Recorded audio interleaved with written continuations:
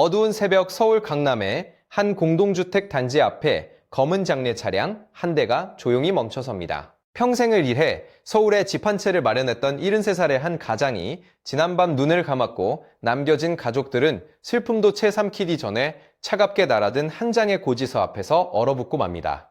공동주택 한 채, 재산 가액 12억 원에 상속세 1억 원이 넘는다는 통보였습니다. 현금이 없어서 아버지가 평생 지켜온 그 집을 팔아야 할 판이라며 유족은 목이 메었습니다. 이것은 한 가족만의 비극이 아닙니다. 대한민국에서 집 한 채를 물려주는 것이 왜 이토록 잔인한 일이 되어버렸는지 오늘 그 뿌리부터 파헤쳐 보겠습니다.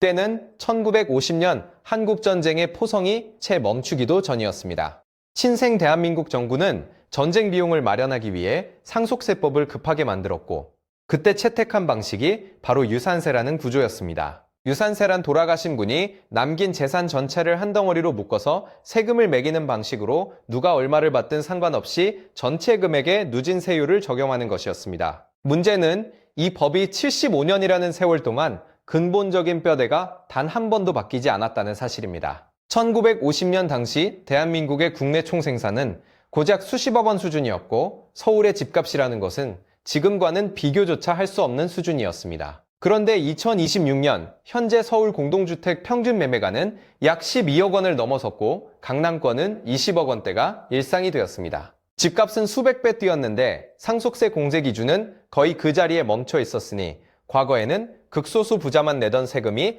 이제 평범한 중산층의 목을 조르기 시작한 겁니다. 국세청 통계를 보면 2000년에 0.48%에 불과했던 국세 수입 중 상속세 비중이 2023년에는 2.48%로 약 5배나 폭증했습니다. 상속세 과세 대상 중 재산 10억 원에서 20억 원 구간이 전체의 약 43%를 차지하고 있다는 사실은 이 세금이 더 이상 재벌만의 이야기가 아니라는 걸 보여줍니다. 부자들이 내는 세금이라고 불렸던 상속세가 어느 순간 서울에 집 한 채 가진 보통 사람들의 발목을 잡는 올가미가 되어버린 것입니다. 국제 비교를 해보면 상황은 더욱 충격적입니다. 경제협력개발기구 38개 회원국 가운데 전체 세수 대비 상속세 비율이 가장 높은 나라는 다름 아닌 대한민국으로 1.59%를 기록하고 있으며 이는 평균인 0.36%의 무려 4배가 넘는 수치입니다. 최고 세율도 50%로 일본의 55%에 이어 세계 2위이고 최대 주주 할증을 포함하면 실질세율이 60%까지 치솟아 사실상 세계 1위라는 불명예를 안고 있습니다. 그렇다면 왜 이 법은 75년 동안 단 한 번도 손을 대지 못했던 것일까요? 첫 번째 원인은 부의 대물림에 대한 사회적 반감이었습니다. 대한민국은 압축 성장 과정에서 재벌 중심의 경제 구조가 만들어졌고 이 과정에서 부의 편중에 대한 국민적 분노가 상속세를 일종의 사회 정의의 보루로 자리 잡게 했습니다. 상속세를 건드리면 부자 편을 든다는 낙인이 찍힐 수 있었기 때문에 어떤 정권도 쉽게 손을 대지 못했던 겁니다. 두 번째 원인은 세수 확보라는 현실적인 문제였습니다. 고령화 사회가 가속화되면서 상속 건수 자체가 폭발적으로 늘어났고 정부 입장에서 상속세는 점점 더 포기하기 어려운 황금알을 낳는 거위가 되어 갔습니다. 세 번째 원인은 우리나라만 고집하고 있는 과세 방식의 문제였습니다. 경제협력개발기구 38개국 중 상속세를 부과하는 24개국 가운데 한국과 미국, 영국, 덴마크 단 4나라만이 유산세 방식을 고수하고 있었고 나머지 대부분은 이미 받은 사람 기준으로 세금을 매기는 유산취득세를 쓰고 있었습니다. 유산세는 죽은 사람이 남긴 전체 재산에 세금을 매기는 반면 유산취득세는 각자 받은 몫에만 세금을 매기기 때문에 같은 재산이라도 세금이 완전히 달라집니다. 예를 들어 자녀 1명이 10억 원을 물려받은 집과 자녀 5명이 50억 원을 10억 원씩 나눠받은 집이 있다면 유산세 방식에서는 후자가 훨씬 더 많은 세금을 내야 했습니다. 받은 금액은 똑같은데 세금이 다르다는 것은 누가 봐도 불합리한 구조였지만 75년간 아무도 이 뿌리를 건드리지 못했던 것입니다.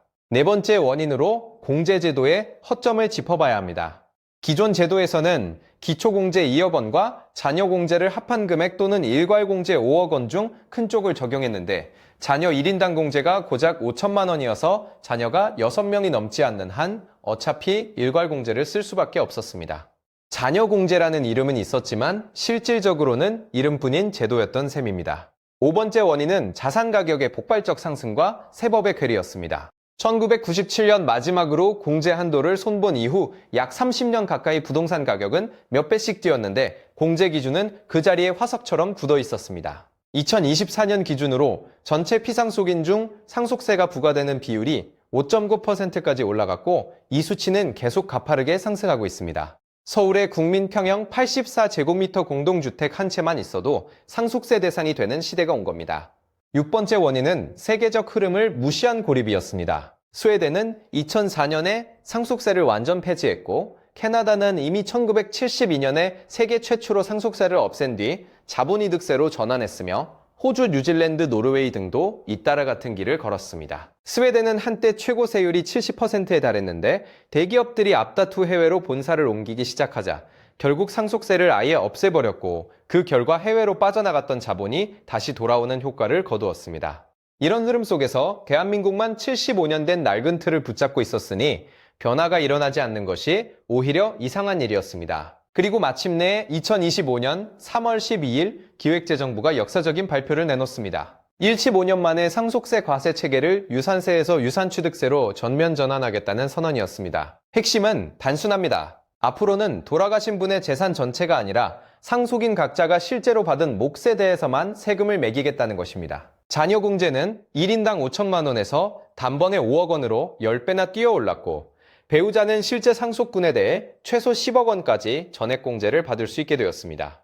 이 변화가 실제 숫자로 어떤 차이를 만드는지 한번 들여다보겠습니다. 상속재산이 20억 원이고 배우자와 자녀 2명이 법정 비율대로 나눠받는 경우를 가정해 봅시다. 기존 유산세 방식에서는 전체 20억 원에서 일괄 공제와 배우자 공제를 빼면 과세 표준이 6억 4천만 원 정도가 되고 상속세는 약 1억 3천만 원이 나왔습니다. 그런데 유산취득세가 적용되면 배우자는 10억 원을 전부 공제받고 자녀들도 각각 5억 원씩 공제를 받아서 총 세금이 0원이 됩니다. 1억 3천만 원이 0원으로 바뀌는 것이니 이것은 단순한 감세가 아니라 패러다임의 전환이라고 할 수 있습니다. 30억 원의 유산이 있는 경우에도 기존에는 4억 4천만 원이었던 상속세가 개편안 적용 시 1억 8천만 원으로 50% 넘게 줄어듭니다. 자녀가 많을수록 공제 혜택이 커지는 구조이기 때문에 저출생 시대의 다자녀 가구를 우대하는 효과까지 기대할 수 있습니다. 일괄 공제 5억 원과 기초 공제 2억 원은 폐지되고 그 대신 상속인별 인적 공제로 흡수되는 것이 골자입니다. 또한 기존에는 사망일로부터 10년 이내 증여한 재산을 상속재산에 합산해야 했는데 제3자에게 한 증여분은 과세하지 않도록 바뀝니다. 받지도 않은 재산에 대해 상속인이 세금을 내야 했던 불합리가 드디어 사라지는 것입니다. 하지만 여기서 반드시 짚고 넘어가야 할 부분이 있습니다. 이 개편안에는 최고 세율 인하가 포함되지 않았습니다. 현행 50%인 최고 세율은 그대로 유지되며 정부는 이 부분은 별도의 사회적 합의를 거쳐 추진하겠다는 입장을 밝혔습니다. 2025년 5월 국무회의에서 개정안이 의결되었지만 국회 통과라는 가장 높은 산이 아직 남아 있었습니다.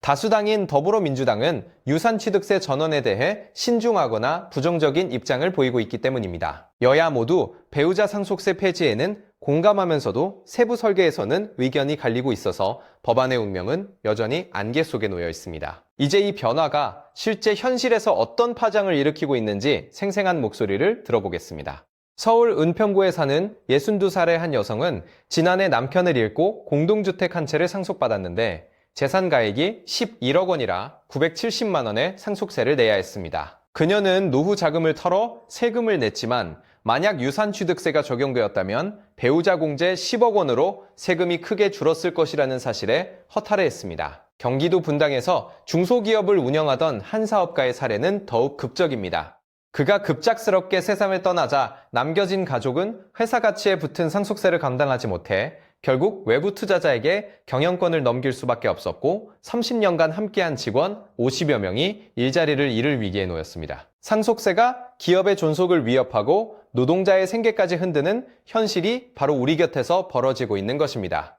반면 상속세 완화를 우려하는 목소리도 만만치 않습니다.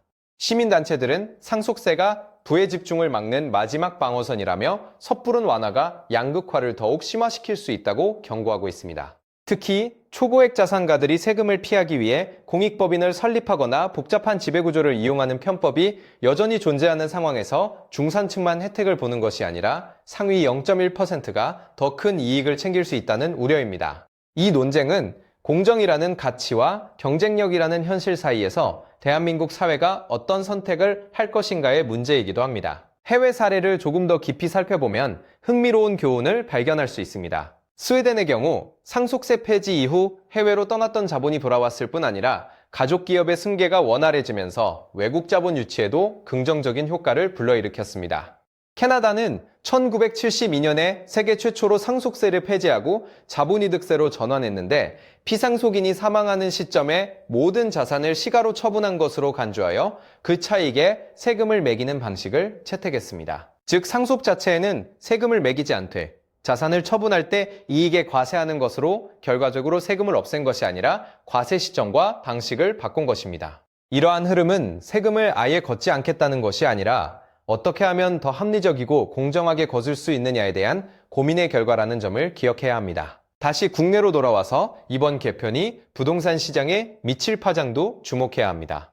상속세 부담이 줄면 세금을 내기 위해 급하게 집을 파는 이른바 급매물이 줄어들 수 있고 이는 부동산 시장의 하방 압력을 약화시킬 가능성이 있습니다. 반대로 상속을 통한 부동산 보유가 쉬워지면서 매물 잠김 현상이 심화되고 집값 상승을 부추길 수 있다는 반론도 있습니다. 세수 감소도 무시할 수 없는 문제입니다.